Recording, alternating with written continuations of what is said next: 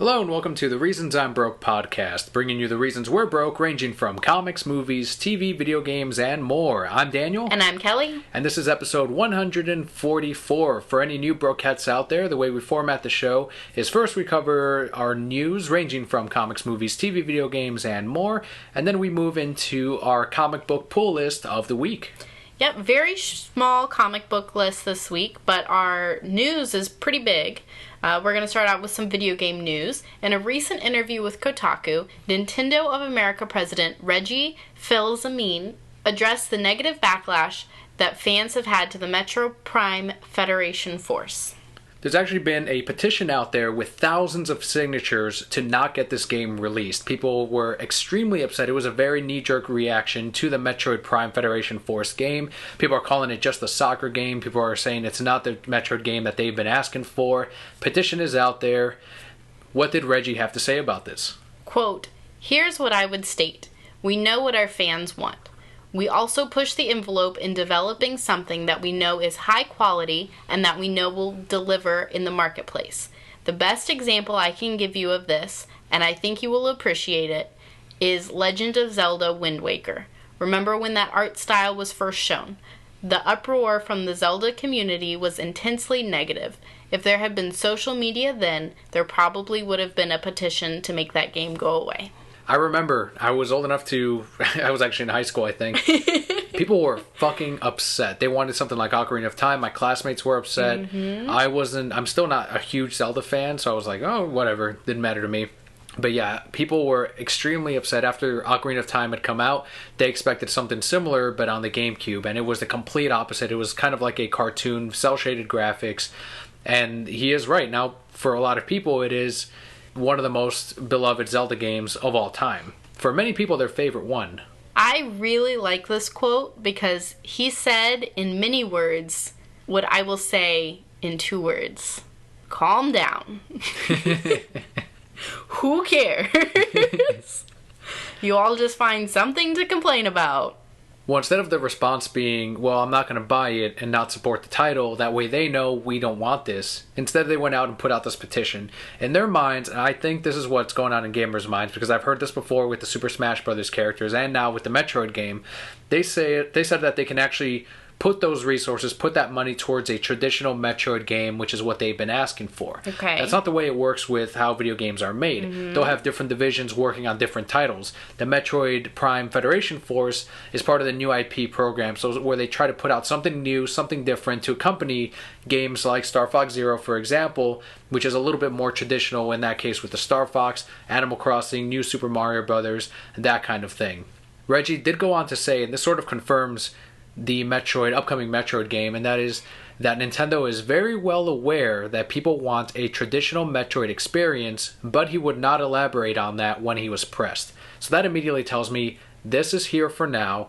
Yes, we are working on the traditional Metroid game. Or he just said that to make us shut up. You can sort of read when Reggie talks about certain things, when they say, he has straight up said, no, we're not doing that, and so has Shigeru and Nintendo representatives. But in this case, when they're like, we're very well aware, they wouldn't just bring it up. And in recent interviews, they have brought up F-Zero a lot. So that tells me that those 2 franchises are in their minds, as well as the gamers' minds. They're asking for another F-Zero game. They're asking for a more traditional Metroid game. They are coming, guys. Well, here's the problem, too. If they had brought out a more traditional Metroid game, then it would have been, why haven't you given us something new?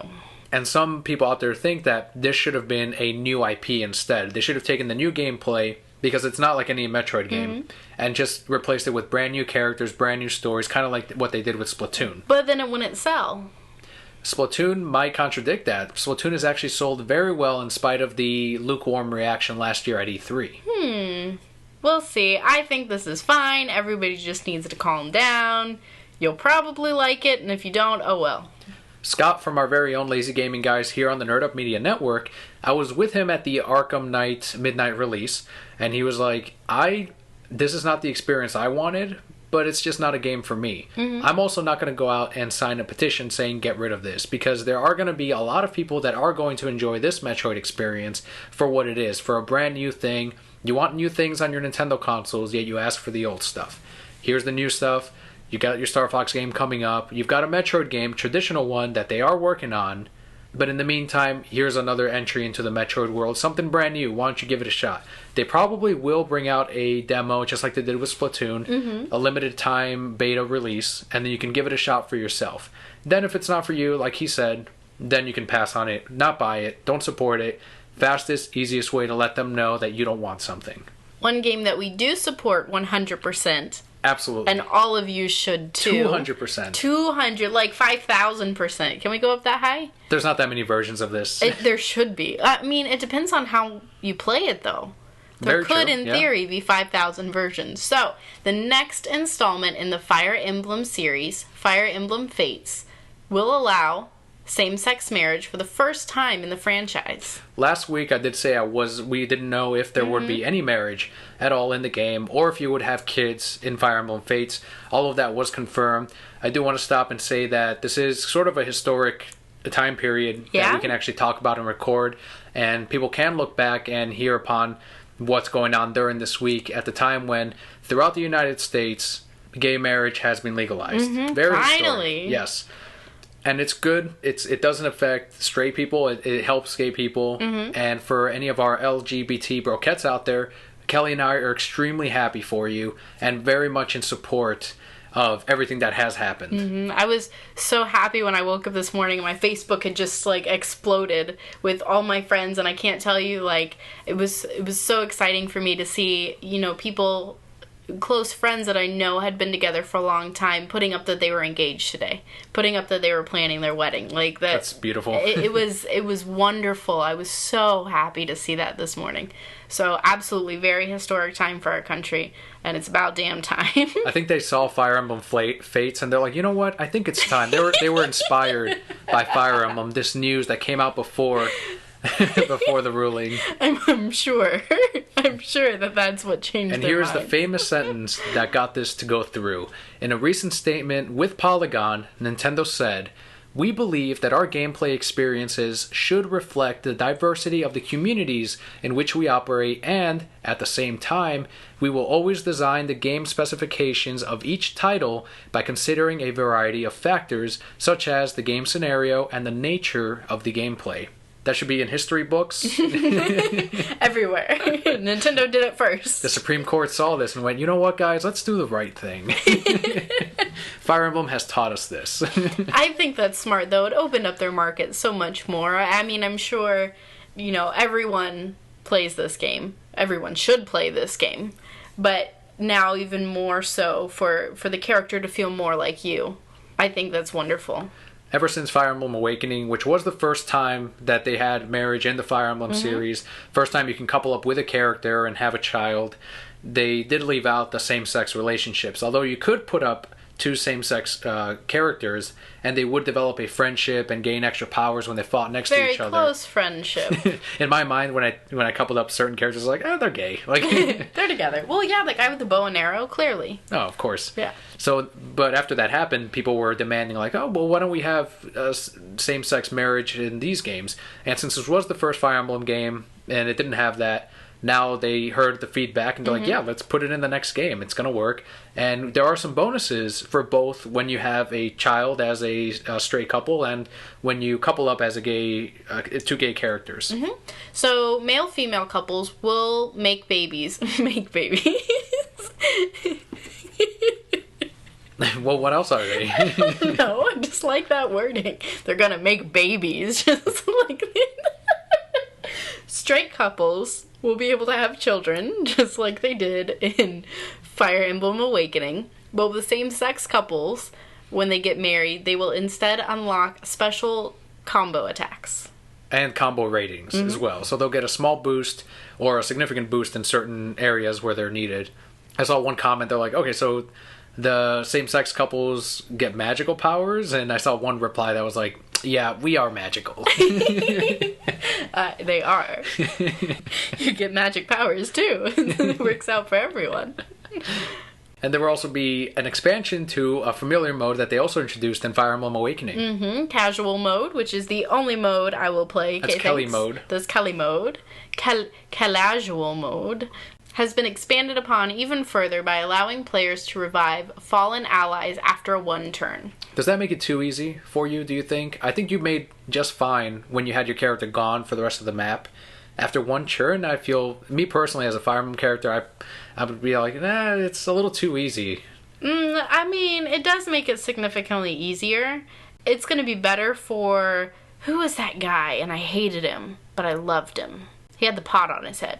There's a weak character in the game who is impossible to keep alive, but once you start leveling him up, then he gets really, really strong and just like wipes out entire maps by himself. He's a class underneath the standard class that you start off with on all your characters. So it's almost like, I'll put it in Pokemon terms.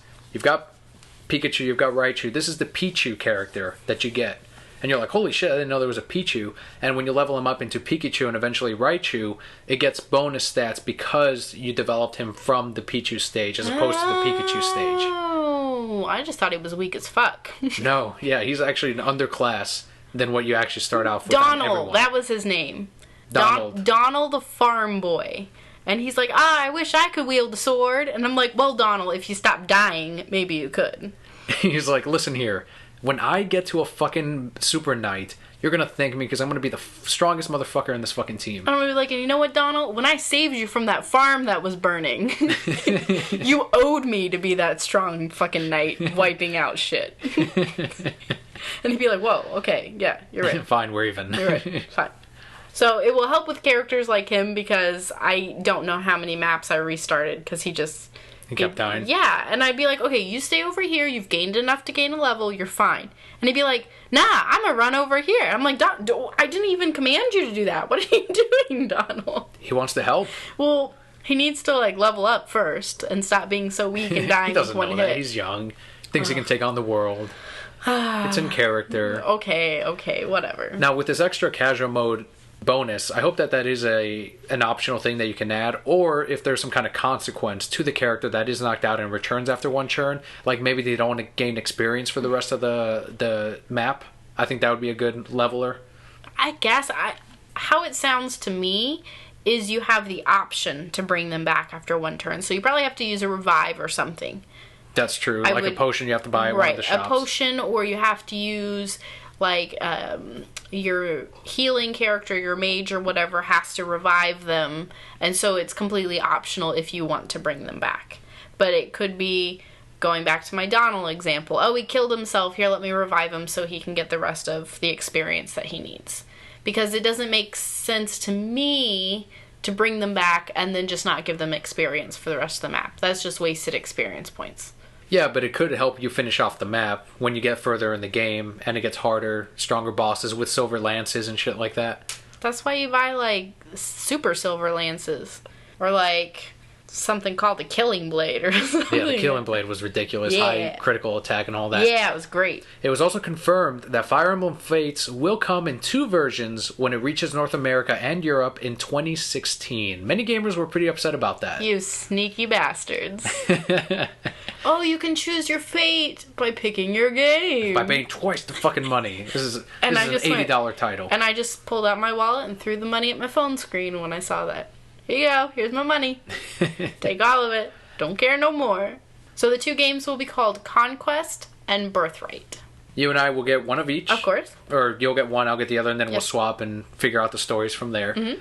Fire Emblem Awakening was originally the last Fire Emblem game that they were going to make. And this is why they included all of these things like create your own character, have the marriage, and have the children and all this other stuff. They basically said, we're going to go all out and put everything that we have wanted to put in a Fire Emblem series, put it into the one game, because then we can kind of finish and be like, okay, well, we did everything we could.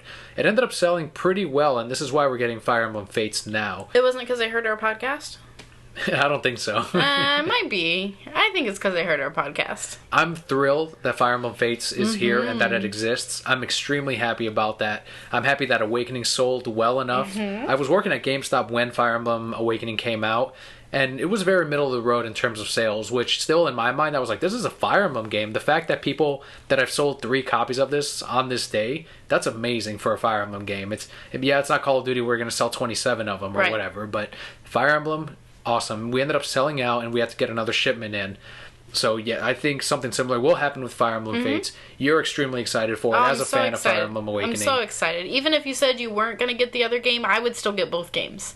Like that's how much I love this game and want to experience all of it, because I know, I'm probably paying $80 now, but I'm going to get my $80 worth out of it. There is a rumored third version as well that is a downloadable only. Done.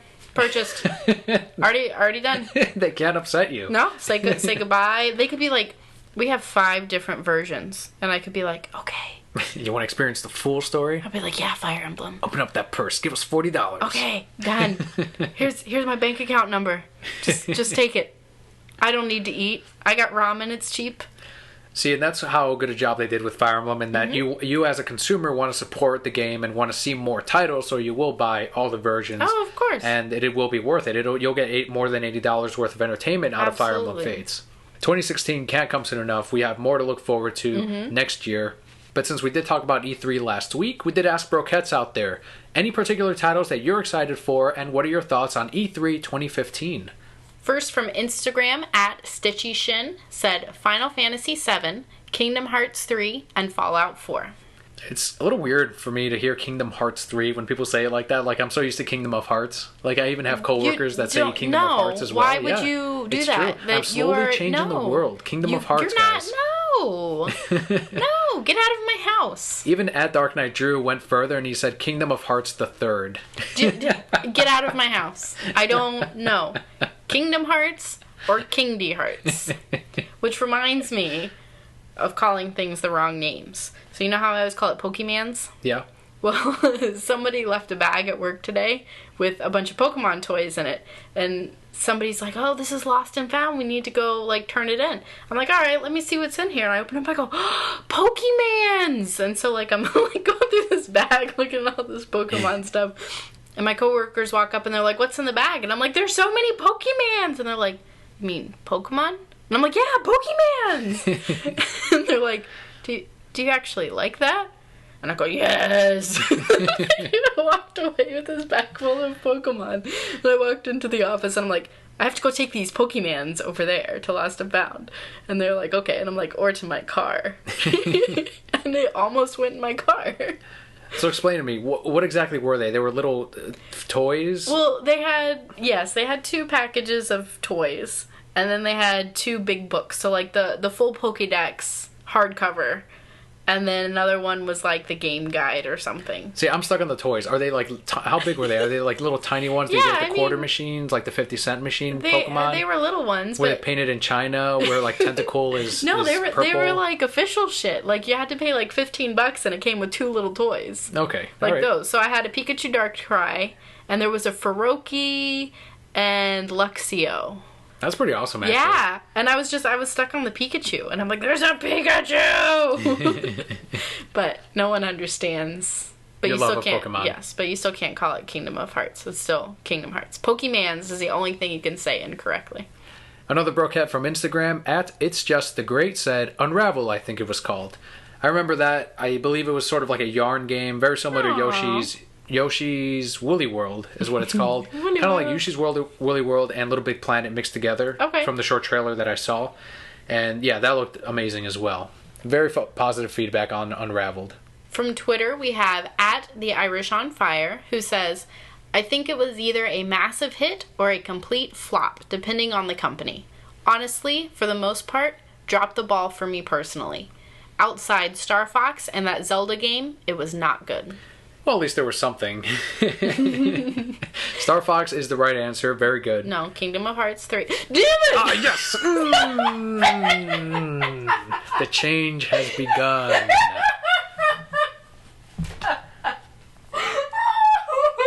Get out of my house. We're done. This is over. Then you got to follow me with it as well, because you called it Kingdom of Hearts. No. Kingdom Hearts 3. Kingdom Hearts 3. See, it's weird to say Kingdom it now, Hearts. isn't it? Kingdom it flows, but Kingdom of Hearts. No, it doesn't. Stop. You're not allowed to call that in my house anymore. Do you like dinner being made for you? Because that can stop. Do you like your laundry folded? Because that can stop, too. It's almost worth it. What's it called? Kingdom of Hearts. It's called Kingdom of Hearts. No, it's not. Well, it's not. You know what? Here's what we're going to do. We're going to do an impartial. Brokette's is it Kingdom Hearts 3 or is it Kingdom of Hearts 3? They choose. We'll know next week. Do you guys like my voice? Do you like me participating in this podcast? Because if you do, you will answer correctly, and you all know what the correct answer is. Get at us on Twitter at ReasonsI'mBroke, Facebook.com/TheReasonsI'mBroke. And respond with Kingdom Hearts 3. Speaking of video games, a lot of Brokettes have been waiting for this. I said earlier that I was at the Arkham Knight midnight. Yes. A lot of people there, very excited for Batman. We had the trailer running on the GameStop TV.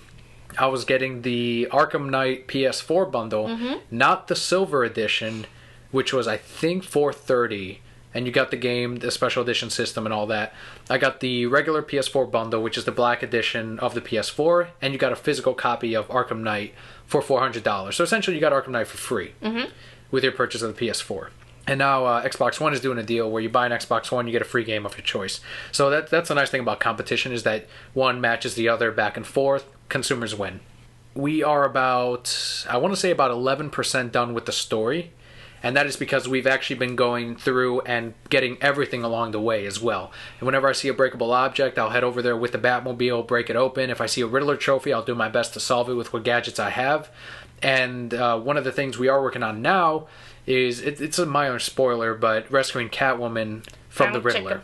It's not a story point, it's just an extra mission, so hopefully it's not a big deal for anyone. The Riddler, he's always in every game. But initial impressions, the combat is exactly like Arkham City and Arkham Asylum, Arkham Origins. The detective mode is improved. It took what Arkham Origins did, which a lot of fans really liked, including myself, and then you can rewind the scene, fast forward it, and analyze certain parts of it to figure out what happened.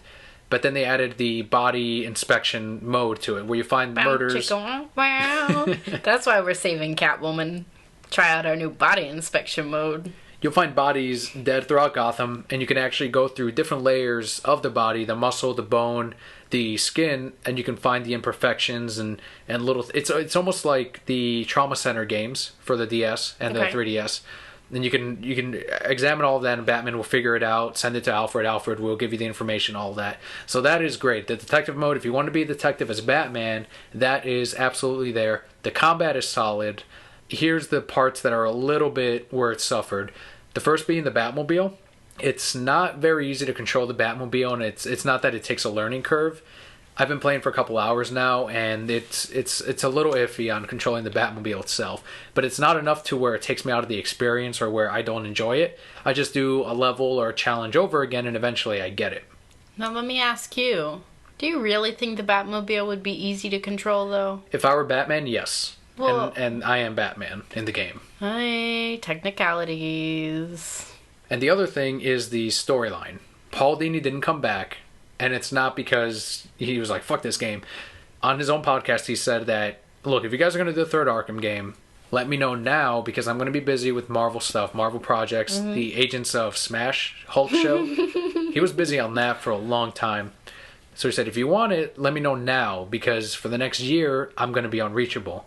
And Rocksteady was like, no, go ahead, it's fine, we'll contact you later. And he's like, no, I'm telling you, I'm going to be busy. Unless you're going to bring this bitch out in 4 years, I'm not going to be able to do this. No, it's fine. And sure enough, they made the game. He wasn't available, he was too busy, and they got a new writer, which is J.M. DeMatteis. He does a lot of comic books. We have reviewed some stuff with him in it.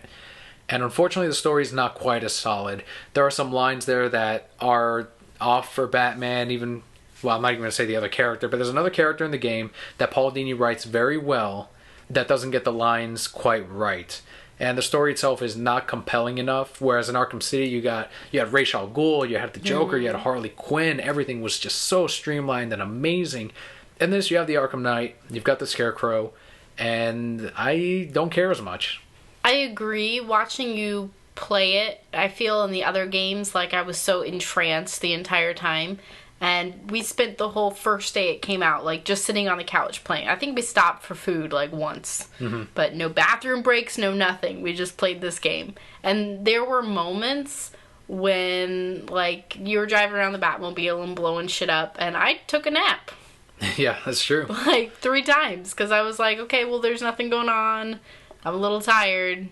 The Batmobile portions are just drones, solve this little puzzle, that's it. There's no story to them. I've yet to come across any story points while you're driving the Batmobile. It's really just Get from point A to point B. Here's these things along the way. Defeat this level. When you're Batman, that's when the story continues. Right. And I don't feel like you missed out on anything except for the Arkham Knight fucking whining to Batman the whole time. I wonder why. I wonder why he was whining so much. Calling him old man and some of those lines. I wonder where that came from. If you have a basic understanding of the Batman history or universe, hopefully they don't remember this far back, but months ago, I when they first announced the game, I guessed at who the Arkham Knight was, and I may or not have been correct. We'll talk about it a couple months from now. Hopefully everyone has played the game. Maybe it's been spoiled for you already, but just know that it's still an excellent game. Mm-hmm. I don't feel like it's as strong as Arkham City. Visually, it's amazing. Yes, of course it's better than Arkham City. The rain effects, even on Batman's cowl, you can see all the little, like, the streams. Like, not just the droplets, because they can render that easily, but the actual streams of water on the cowl as the rain falls on him. Looks absolutely gorgeous. You do have to turn up the brightness a little bit to see the detail in Arkham City, because it is a little bit too dark. But other than that, it's just absolutely a feast for the eyes. It is. It's beautiful. A few minor points that aren't as good as previous games, but it's still a fantastic game. Hours of fun. Like we said, we're only 11% done with the story, and we've put a lot of hours into it already. And one of the boss fights was rumored in Arkham City. People were putting up videos where you could supposedly see this Batman villain. It ended up being false, just people seeing things in Arkham City, But in this game, they actually took all those little rumors, all those little videos, which they thought was an Easter egg, and they incorporated it into Arkham Knight. That was scary, too. Yes. Terrified me. Full-fledged boss fight. When you first encounter this villain, it is a bit of a jump scare and amazing. Mm-hmm. And on the PS4's power, it just looks even better. It wouldn't have looked as great in Arkham City. And I'm so glad that they did it with this villain, because it's like, holy shit, this does look real. This is the best looking version of this character aside from Batman the Animated Series that we've seen so far. Right. From here on out, we can move into some movie news. Huge on the Marvel side. We remember the hacks a little while back.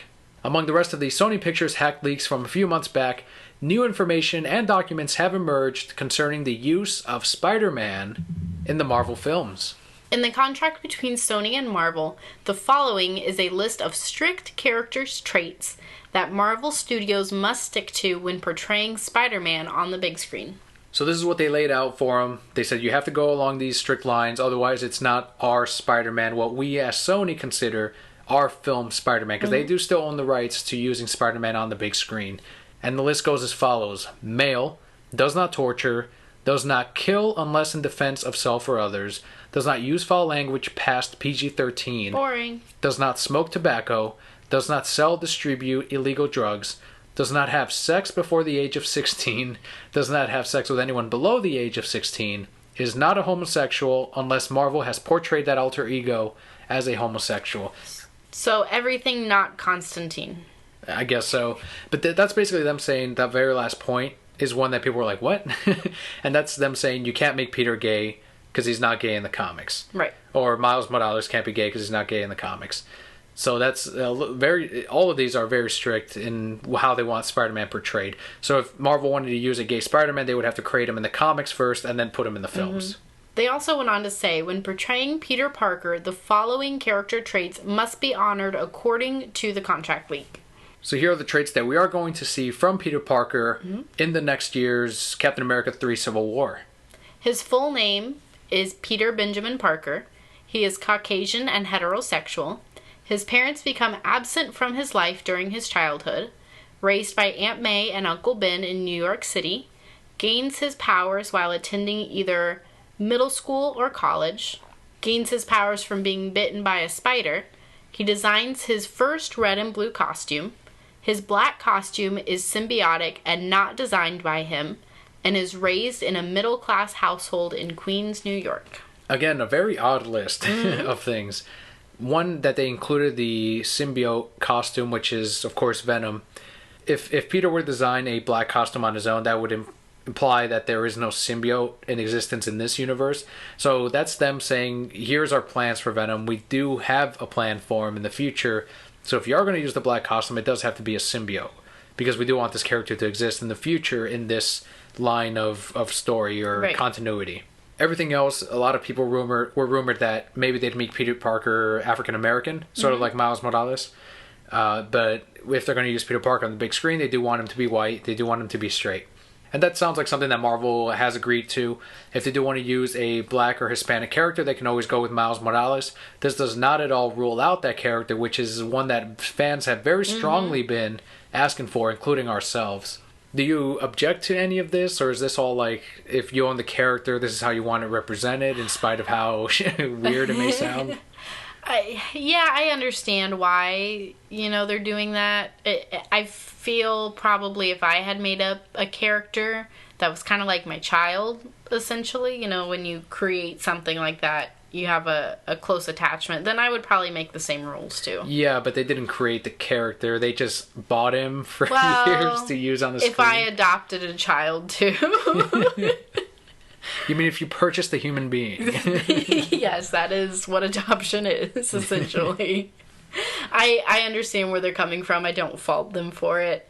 Do I feel they're being too restrictive and there's a lot of other stories that could be told? Yeah.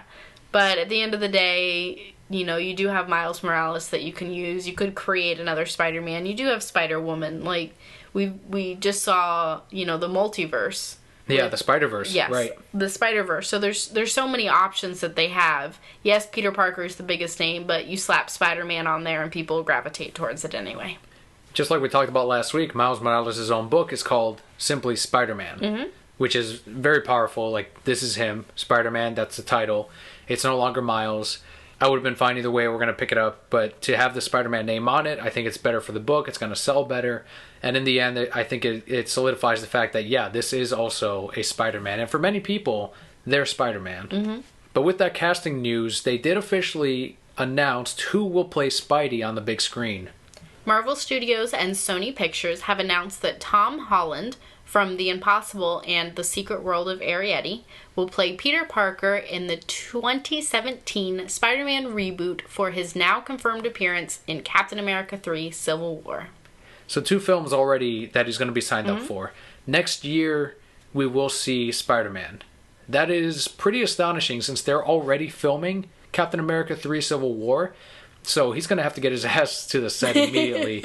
And this is why many people speculated last week that we have to have a casting of Spider-Man soon. If they're actually going to use him in Civil War, which they sort of have to, then we have to know who he is. Why are we rebooting Spider-Man again?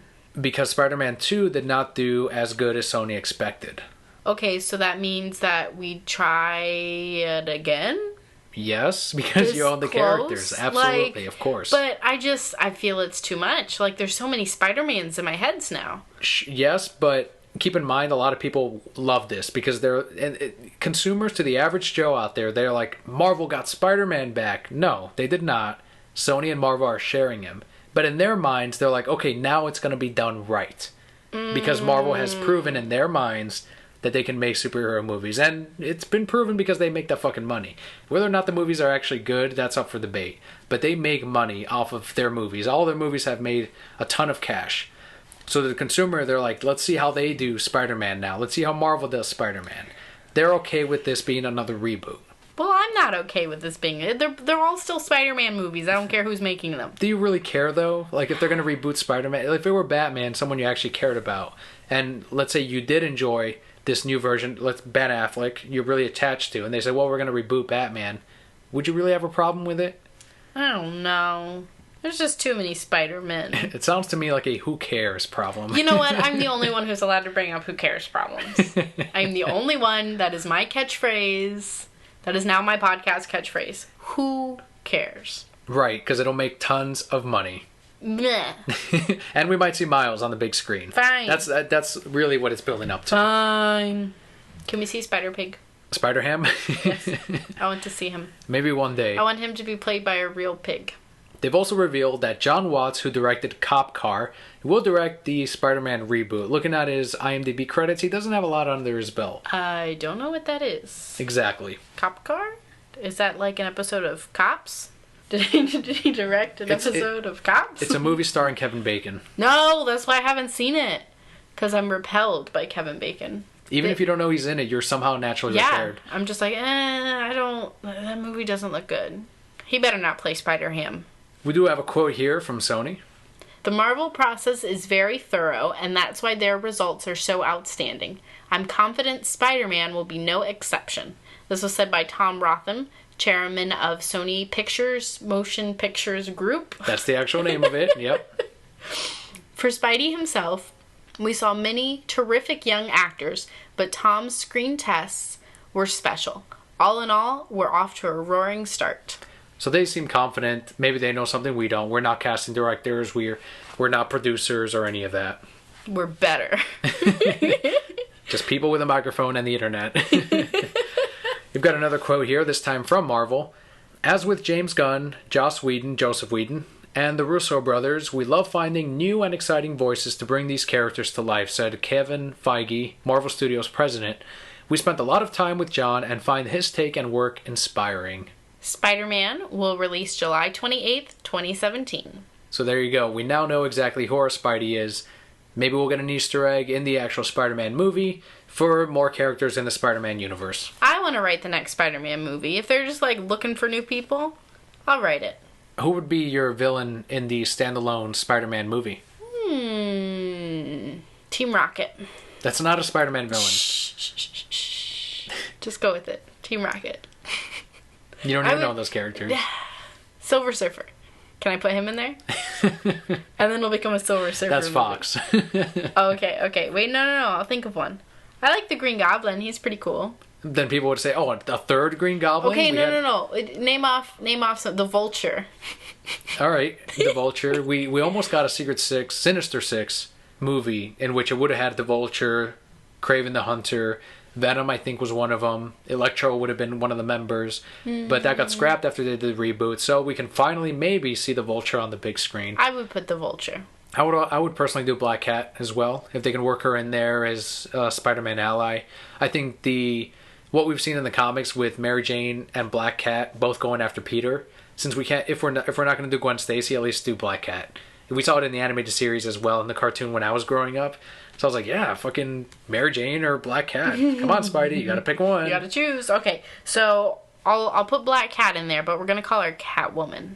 Okay, and I'll put Spider-Man in there, but we're gonna call him Batman. Just go with it. Just And then I'll put Mary Jane in there, but we're gonna call her Andrea Beaumont. And we're gonna make this movie. It'll be epic. And we're going to change the title to Batman Mask of the Phantasm. Pretty much. Catwoman wasn't in that. Batman Mask of the Phantasm 2. There you go. That was called Epilogue, Dan. So now we do have a bit of comic book news before we move on to the question of the week from a Brokette and the, of course, contest giveaway that we are going to announce right here on this episode, number 144. So following Marvel's all-new, all-different line of comics, a new series titled Spider-Man will feature Miles Morales, previously called Ultimate Spider-Man, as the main character once Secret Wars wraps up.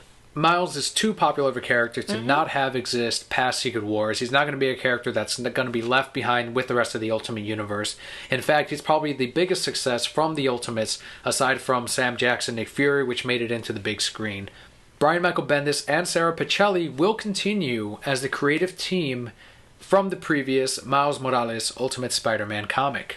Peter Parker will act as Miles' mentor, as fans have been clamoring for Miles to continue on after the Ultimate Universe is gone. How do you feel about Peter Parker teaching Miles the way of Spider-Man? Remember, Peter Parker is an older character than what Ultimate Spider-Man was. Yeah, it's cool. It's a way to keep Peter Parker around. Mm-hmm. It's a way to keep Miles around, which is what we all want. And I think it'll help Miles because, of course, Peter's figured out all this stuff, so he can kind of help him along the way. But in the same note, Miles has some different powers than Peter did. So he's able to still kind of figure those out himself while also kind of having backup. Also a completely different upbringing coming from a minority background as well. So it's still a different Spider-Man, but he's going to get a little bit of guidance from Peter Parker. And we did already get a taste of that with the miniseries Spider-Man from 2 years ago, I believe. Mm-hmm. And that was really amazing because that was when Miles was still learning how to be Spider-Man. And even now, when we read up to the last issue of Miles, he still doesn't quite have it. He's still a young kid, and he's still growing, he's still learning.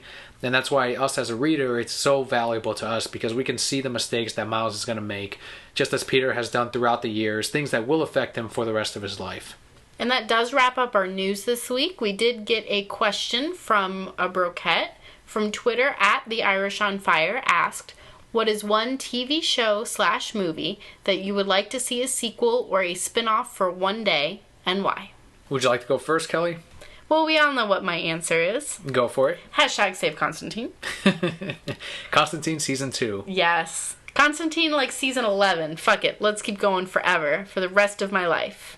So would that be considered a sequel TV show? It's just Season 2. That counts, right? Well, it's technically a yeah, sequel. I Season think it's 2, a sequel. Part 2. Yeah, of course. Absolutely. I would love to see Constantine continued. The first season was so good. The first season took an anti-Constantine fan, like myself, and turned me into a TV Constantine fan. I still don't like him in the comics. He can go die. Very important that you said anti-Constantine fan. Not an indifferent one. Not a fan of Constantine. Against Constantine. Mm-hmm. And you're like, you know what? Constantine television show version is alright. I like him. I like him. I didn't just say alright. I said, this is great. This is amazing. This is one of the best superhero TV shows out there. Probably the best one aside from Batman the Animated Series. We're talking live action, of course, right. now at this point. So yeah, I would say the best one. Mm-hmm. Better than Gotham, better than The Flash. Yes. Better than iZombie. I would love to see a sequel or a season 2 for that. Is it ever going to happen? No. But it was so good, and it ended on such a cliffhanger, and there was so much that was going to happen, and it's gone because people picked up Dummies for Dummies. They're going to quote you on Twitter again. And decided to cancel it. So my movie sequel is actually Dredd 2. I want to see a sequel to Dredd. I'm not huge on the Judge Dredd character from the comics. It's not something that I followed as a kid. But the movie itself was amazing. It was well filmed. The story was very compelling. The action scenes were phenomenal. The special effects even, I could tell it was on a smaller budget due to the sets and some of the special effects, and the costumes even. But they still took that and they worked with it and they did something amazing. I saw it in theaters. So I was there. I paid a ticket and I supported this movie. It's now out on Netflix. You can stream it on Netflix today, right now. And you can watch it, and you will not regret it. It is very, very good. Excellent action movie. And throughout the whole time, like, Judge Dredd does not take off his helmet. I think his name is Keith Urban. He was in Star Trek, one of the characters on Star Trek. He leaves his helmet on the entire time. It's very tough to see that now. You look at superhero movies like The Avengers, even on the fucking posters, Iron Man has his fucking helmet off. Mm-hmm. It's Robert Downey Jr. Captain America has his mask off. It's the Human Torch. His name escapes me right now. Every one of those guys are unmasked. Mm. And you don't see that with Judge Dredd. He keeps it on. It looks like the fucking character the entire time, and he keeps it that way. Even in the original Judge Dredd movie, he has the mask on like maybe 2 minutes in the entire movie. The rest of the time, it's Sylvester Stallone. So yes, I want to see a Dredd 2. There was a campaign for a sequel when that movie first came out, and they were like, well, let's see how DVD sales and Blu-ray sales are, and people like went out and bought multiple copies. I remember someone came in the comic shop and he's like, do you have that comic book sequel to the Dredd? And I'm like, no, that fucking bitch sold out. It's gone. There's no second printings either. And he's like, I bought 3 Blu-rays because I want to see a sequel. And I'm like, that's what you got to do, man. Mm-hmm. That's exactly how you do it. So that's what I want to see Dredd 2. I would also like to give honorable mention to Speed Racer, the movie. Good one. I would love to see a sequel to Speed Racer. Did a lot of justice to the original anime. Some scenes are set up exactly like the opening of Speed Racer even. You say what you may about the special effects being too flashy or too computerized, and that's fine. Not that they were fun. Right, and you can say it's clearly a green screen, of course, but somehow it works, and I'm not a CGI or computer guy. It's better than stupid Alice in Wonderland green screen or Oz green screen. Isn't that weird that those are basically the same as the Speed Racer one, but it worked better in Speed Racer in some odd way? Well, it was, but like the way they did some of the transitions were so cool. Like you have the one evil villain talking, and his face is like multiple places on the screen. And the camera pans. Yeah, panning, and it's so, you're just so mesmerized. It's like, what's going on? I don't know. Very good honorable mention. I like that. Speed Racer 2, that's awesome. We own that on Blu-ray. We recently saw it again, and very good movie too. I really enjoyed it as a fan of the original Speed Racer cartoon, and even the original voice of Speed. He was one of the announcers at the beginning of the movie during the first race with Speed Racer. He was in there. You could actually hear him. You're like, that's fucking Speed Racer at 90-something years old. Good that for was him. And finally, the thing that a lot of Brokettes have been waiting for, the results of the 3-week review contest. Woohoo! Quick overview of it. We asked Brokettes out there to leave us a review on iTunes or on Stitcher. Send us the screenshot of it on Twitter, Instagram, Tumblr, Facebook. And then that would count you as an entry. If you reviewed us on both, that would count as 2 entries, but you can only win once. So if we end up pulling your name twice, then we'll just move on to the next person because you would have already won a prize. And so we're going to start off. We do have some prizes. We promised, of course, the Nerd Up Media decals. We do have those. Mm-hmm. And huge thanks to Blue Juice Comics for providing us with additional prize support for you Brokettes out there. So I encourage you out there to thank Blue Juice Comics, thank Tim Yates, and check out their comics, and Bonnie, The Accelerators. If you're not a winner, definitely go to your local comic book shop. They can order it for you, or you can go straight to Blue Juice Comics, go straight to their website. You can order straight from them. If Diamond is not reliable enough, get it from the source. You want to tell them the format of how we're going to decide our winners here? Yes. So we have all of your names in a lovely hat, and we're shaking the hat. You can hear it shaking. Oh no, we lost the name. Shake that hat. And then we're going to pick a name. All right, so first one, we did say there was going to be 3 winners. Boom! 4 winners, Brokettes. Surprise! 4 winners. All right, so let's see. The first prize is going to be, we've got Anne Bonny, issue 4, and the Accelerators Momentum, issue 1 of 4. And the issue 4 is the one, of course, where you can find the Reasons I'm Broke, the little poster. Yeah, the little Easter egg from Tim Yates. Yes, it's Huge so thanks, cool. Tim Yates. All right, I'm picking the first name. So that is, Kelly is the one to blame and congratulate. Yeah, don't blame me. I'm just. And thank. Someone's going to thank you out there for that name. You're shaking the hat. Maybe we can blame you for shaking the hat. All right, so she's got a name. Get it close to the mic so they can hear you opening the... All right, here we go. This is stuck together. Well, yeah, I didn't want to make the name obvious. You got to keep the suspense up for this first prize. Child-proof. I'm not a child. And the decal is included in all these prizes. Brokette John.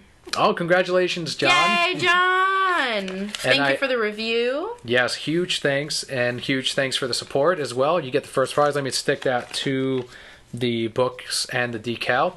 And if all the names, I made sure that there weren't multiple Johns or multiple whatever out there. So if you heard your name and you enter, that is you. You definitely won. I will contact the winners through Twitter. This episode is going to go up on Sunday morning, so sometime on Sunday I will direct message you on Twitter or wherever else you are. Most of these were on Twitter, so I will be able to contact you. I'll let you know that you won, and I can get your shipping information. All right, so let's see here. The next winner will be, let me look at the prizes. So this will be for Anne Bonny 1 through 4. Woo! 1 through 4, so you'll be all caught up on the Anne Bonny comic. So that one will go to... I'm going to pick this one here. It's childproof. Be careful. Yeah, I know. It's stuck together here. And that is Brokette Garrett. Woohoo! Huge thanks to Garrett, again, for all of you for the reviews. Mm-hmm. You get the prize of Anne Bonny 1 through 4 and the Nerd Up Media decal. Yay! So let me stick that to the prize here. All right. What's next, Dan? What's next? All right, here we go. Next we have a copy of Anne Bonny issue number 4 and the hardcover from Blue Juice Comics, Dudley and the Toy Keeper's Chest. That was a cute story. I read it. Did you enjoy it? Yeah, I did. It was adorable. The artwork is absolutely gorgeous. Very, very nice. Great story, and again, it is a hardcover comics. That's like a premium format right there. Shake them names. I'm choosing. I'm gonna pick this one. All right, who's it going to be? Which Brokette out there is it going to be? Oh, man, it's too stuck together. It's ripping.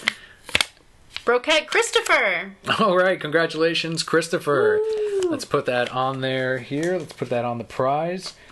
Again, decals for each one of the winners also. And the final winner will get a copy of Anne Bonny number 4 and a trade paperback that is The Accelerators Volume 1. That's awesome. We have reviewed this in the past. Accelerators Volume 1, Anne Bonny number 4, and the Nerd of Media decal sticker.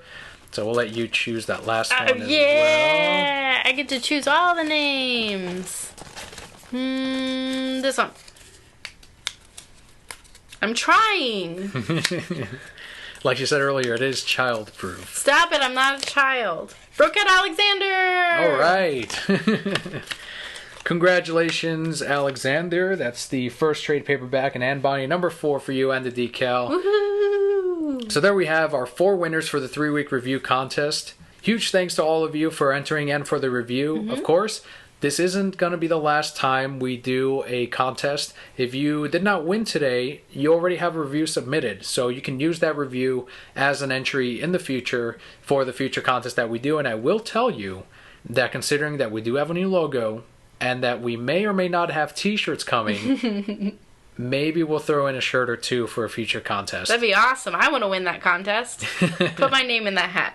This podcast is okay. I reviewed that and I put my name in there. I would listen to it. Send. So there we go. Huge thanks again and congratulations to all the winners for the contest. I will contact each of you for the shipping information and send these out. So with that, we can move into our comic book pool list of the week. Like I said, very short week. We have 2 indie books, 1 Marvel and 2 DC. So the first one being here, we've got Adventure Time number 41, written by Christopher Hastings and Phil Jacobson, art by Zachary Sterling and Phil Jacobson, colors by Marta Laiho. This is a Peppermint Butler story, and I thought it was so much fun. Brand new story arc, jumping on point for any readers that want to get into Adventure Time. And it's also got an excellent backup story in case you are a fan of the Ice King as we are. We still want a full Ice King story again. We want that to happen. It hasn't happened quite yet. So instead we get Peppermint Butler in the meantime, teaming up with the boys.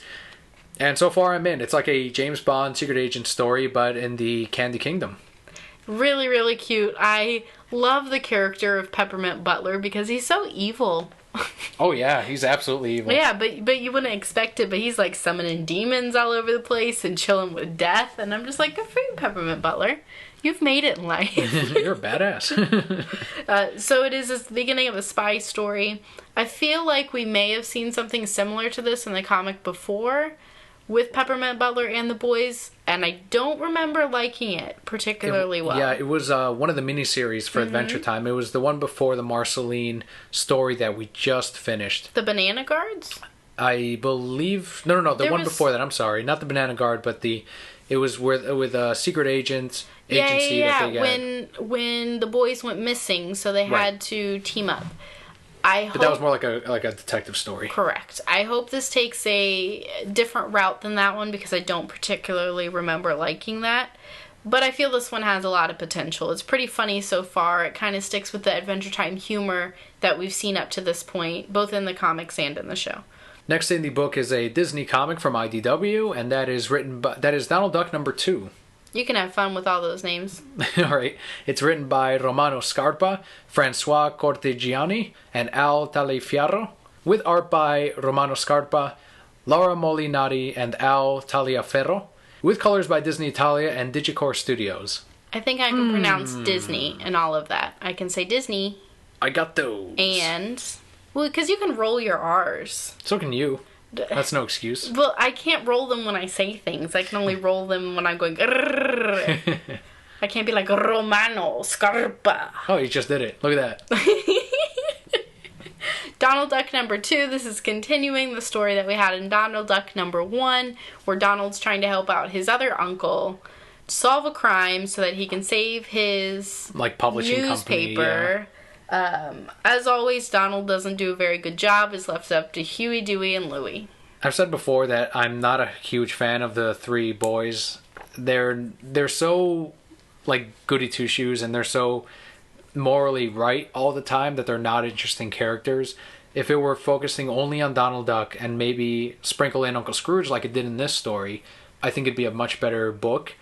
But no, I think when they were writing these stories years ago and they threw in Huey, Louie, and Dewey, that was to attract the younger readers, I'm assuming. Something to have the kids sort of gravitate towards and something that they can enjoy. But to me, it really made the story suffer. The backup stories are very funny. That's more of what I wanted, even though Huey, Louie, and Dewey are in there. It focuses on Donald Duck, but the main story did not. It crossed it up into 2 different comics, and for that, it is my pass of the week because honestly, I was not that entertained with it. And it's unfortunate because I love Donald Duck. Right. I love the Uncle Scrooge books, and They just it's need just to too make much Huey, Louie, and Dewey. They need to make the 3 Caballeros, and they're just stopping Donald from getting chicks all day long. Wasn't that insane in the movie? If you guys have ever seen the 3 Caballeros, it's Donald Duck running on the beach trying to get women. Like it's like human women though, not duck women.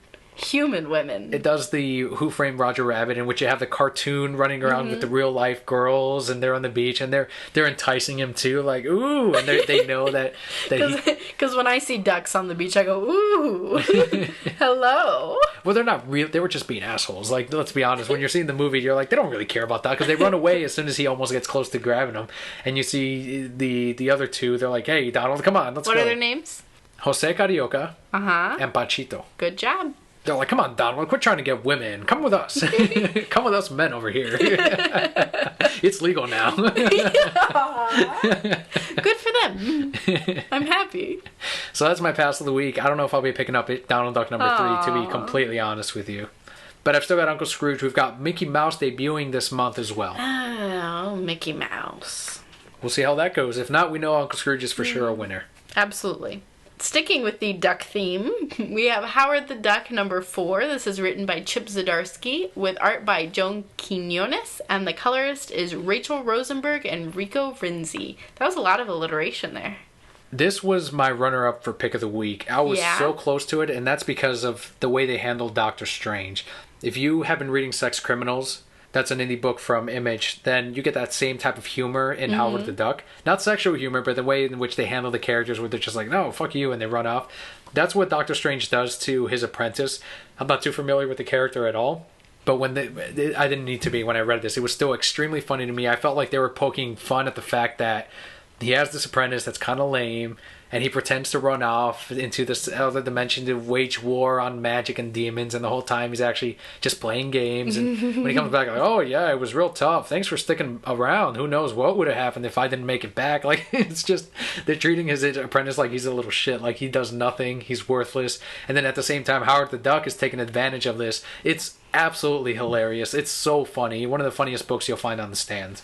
I agree. It was such a fun read. Not my pick of the week, but definitely wonderful. Recommend this book. Even if you aren't familiar with any of these characters, the way they're written, they're just, it's great.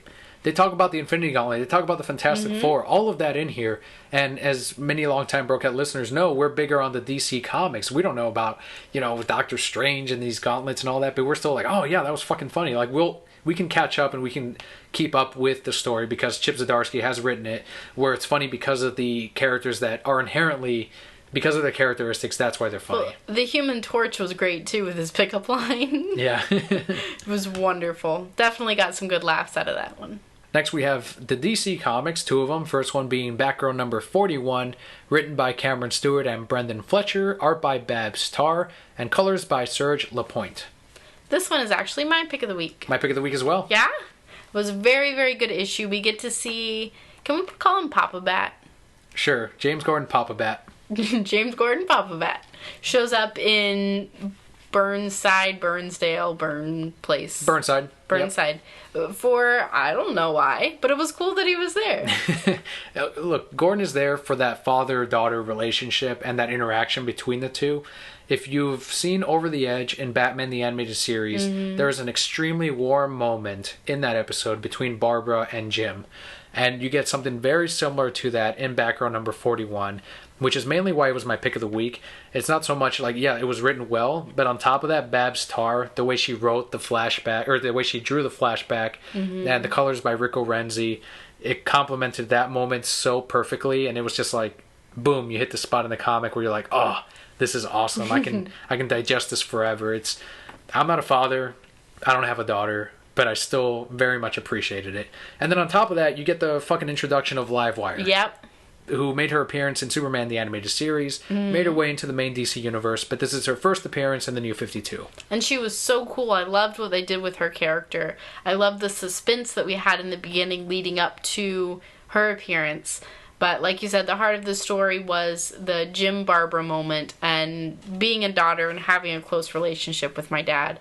Like that was so heartwarming. And when it got to that moment, and I don't want to spoil anything, but my heart just kind of dropped for Barbara because I could feel what she was going through. And it's heartbreaking to a degree. Our final book this week is We Are Robin, #1. This is written by Lee Bermejo with art by Jorge Corona, and the colorist is Trish Mulvihill. Can she just call herself to Mulvihill? Yeah, she is a colorist, so you can go with that. Yeah, I'm going to rename all the colorists forever. So the colorist is Tomovahill. So one of the more anticipated comics from the brand new #1s, the new direction that DC is going in, and it does feature a main character that we have seen in the past with Batman, and that is Duke Thomas.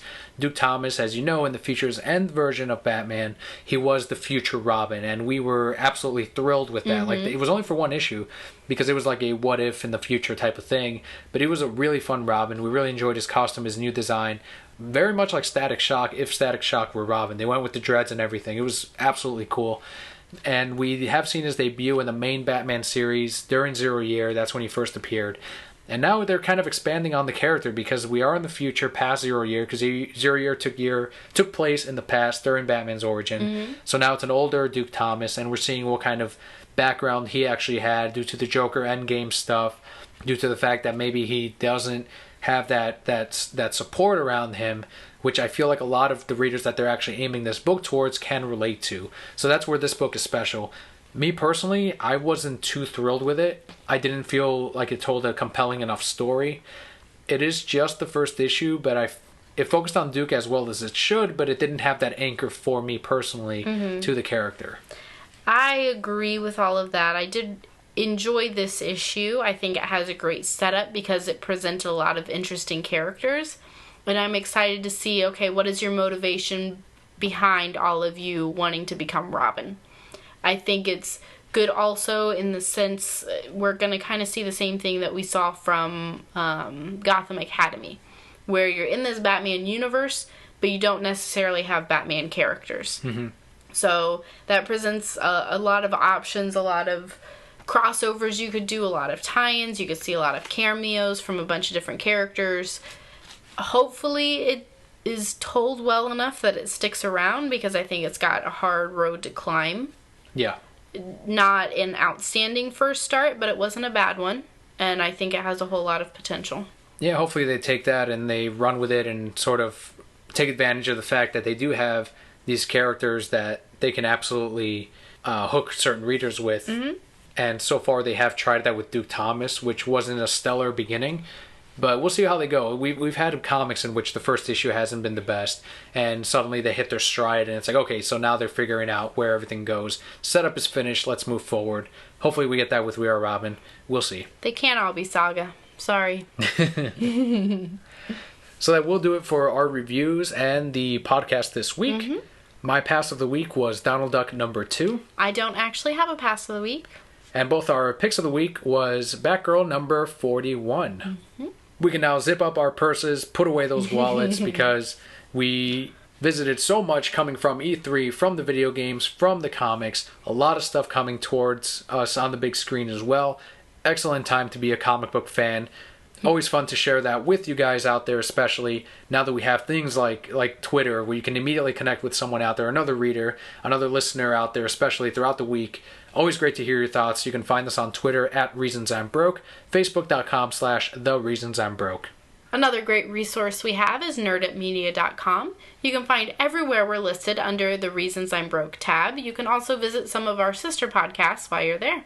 And if you do want to go ahead and support us, if you haven't left a review for us yet, go ahead and leave us a review on iTunes or on Stitcher. when we do another giveaway in the future, you will count those. So don't think like, well, I didn't leave a review now, I'll save it for a giveaway. No, you'll be counted, just as some of the winners from today had a review passed before this and they said, oh yeah, I wrote a review, here's a screenshot, enter me in, done. So don't worry about that. It does help new listeners find the show, and it's free. It takes 2 minutes. Leave us a review. And a huge congratulations and thank you to all of you who did participate in our last contest, and for those of you who won. And huge thanks to Blue Juice Comics as well for sending us the prize support, to Decal Avenue for the decals as well. Hopefully you all enjoy your prizes, and to anyone that did not win, stay tuned. There will be more chances to win different products as we move forward. And guys, that will do it for our podcast this week. Once again, thank you so much for your continued support. I'm Kelli. And I'm Daniel. We'll see you next week.